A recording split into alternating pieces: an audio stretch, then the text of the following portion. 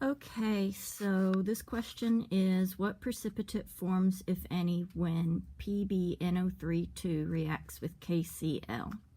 Alright, so the first thing I did was I wrote PbNO3 plus KCl. And so in red are the cations, and in blue are the anions. Okay, so this cation, Pb, lead, goes with this anion, chlorine, Cl. So we've got PbCl over here.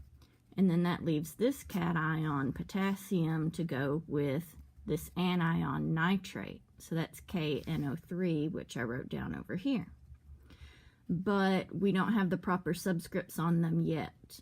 And in order to do that, we need to know the charge of each anion and cation. Well, for Cl, K, and NO3, it's easy because Cl is in the column of the periodic table in which all of the elements have a charge of -1 whenever they do have a charge. And then this one is a +1. It's in that column. And then one of your polyatomic ions that you may or may not have to memorize, but it's on a table in your textbook, nitrate has a -1 charge. But with lead, we don't know if it's +2 or +4, so we have to use this to figure it out. So I go down here and I see that there's a 2 here.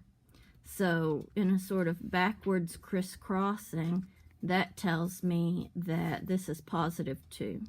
And I know nitrate's +1 or -1. So if I've got +2 here and -1 here, then it makes sense that when I crisscrossed, I would get PbNO3 too. So now I've figured out what the charge is here. So just to kind of show it in different steps, I rewrote this and I put the charges.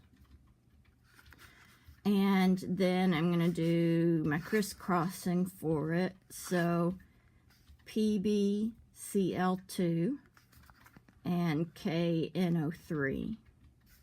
So the 2 crosses here and the 1s are understood, so you don't have to add those outside of there. Now as for which one is the precipitate, I cannot for the life of me find that table in my book, which is the same book that you have, it's just a previous edition.